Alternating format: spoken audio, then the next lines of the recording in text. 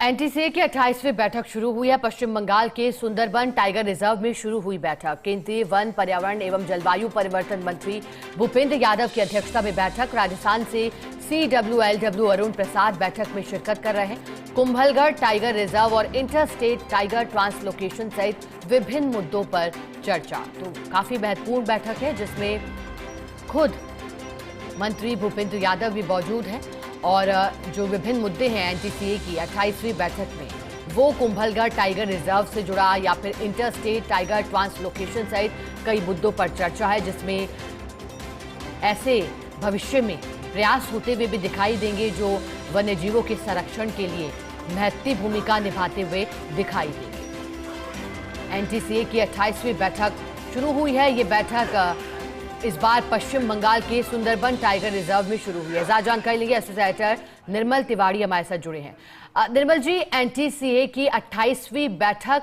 इस बार की बैठक का एजेंडा, उद्देश्य क्या, किन किन विषयों पर बैठक में चर्चा और कौन कौन फिलहाल मौजूद?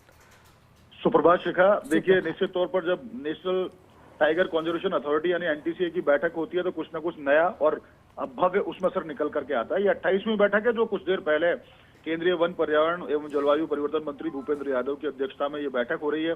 इस बैठक को इस बार पश्चिम बंगाल के सुंदरबन टाइगर रिजर्व में रखा गया है। निश्चित तौर पर बहुत खूबसूरत जगह है सुंदरबन टाइगर रिजर्व और वहां पर तमाम चर्चा होगी क्योंकि 8 सूत्रीय एजेंडा है इस बैठक का।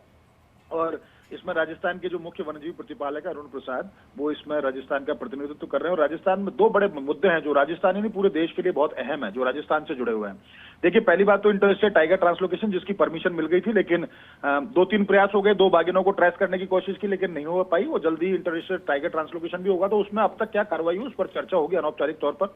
और एक जो, क्योंकि तकनीकी समिति ने पिछली बार कुंभलगढ़ टाइगर रिजर्व को लेकर के प्रस्ताव को और सुदृढ़ और संशोधित बनाने की कही थी, तो राज्य सरकार के द्वारा वो प्रस्ताव पेश कर दिया गया है। तो ऐसे में लगता है कि जल्दी ही कुंभलगढ़ टाइगर रिजर्व जो है उसकी अधिसूचना जारी हो सकती है और प्रदेश का 6ठा टाइगर रिजर्व होगा। निश्चित तौर पर जब वो टाइगर रिजर्व बनेगा तो पूरा मेवाड़ का जो क्षेत्र है उसके लिए एक ऐसा लगेगा कि बाघ की घर वहां पर वापसी होगी। तो निश्चित तौर पर 2 बड़े एजेंडे हैं राजस्थान से जुड़े हुए हैं। बाकी जो पिछली बैठक थी उसमें जिस तरह के जो उसके मिनट्स थे उनके अप्रूवल को लेकर के चर्चा होगी।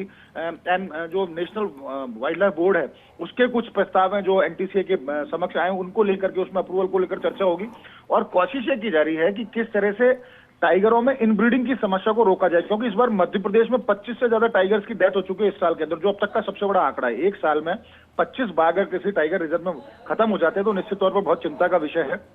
तो उसको लेकर के इनब्रीडिंग की समस्या है, उसको कैसे दूर करें, उनकी फर्टिलिटी बनी रहे, उसको कैसे देखा जाए। उनमें जीन पूल डेवलपमेंट की हम बात करते हैं, जेनेटिक चेंजेस जो आ रहे हैं उनके लेकर जीन पूल डेवलपमेंट की बात है, तो उसके लिए राजस्थान केंद्र बिंदु है। क्योंकि जैसे ही पेंच टाइगर रिजर्व से मध्य प्रदेश से रामगढ़ विषधारी टाइप वो पहुंचेगी बाघिन, तो निश्चित तौर पर एक नई पहल होगी। अगर ये सक्सेस होती है तो उसको मध्य प्रदेश नहीं दूसरे टाइगर स्टेट भी अपनाएंगे, एक दूसरे के यहाँ भेजा जाएगा उसमें बाघों को, ताकि वहां जेनेटिक चेंजेस लाए जा सके, जीन पूल का डेवलपमेंट किया जा सके। तो बड़े इश्यूज तो अभी यही है जिसमें कुंभलगढ़ को टाइगर रिजर्व के तौर पर घोषित किया जाना, उस पर मोहर इसमें लग सकती है।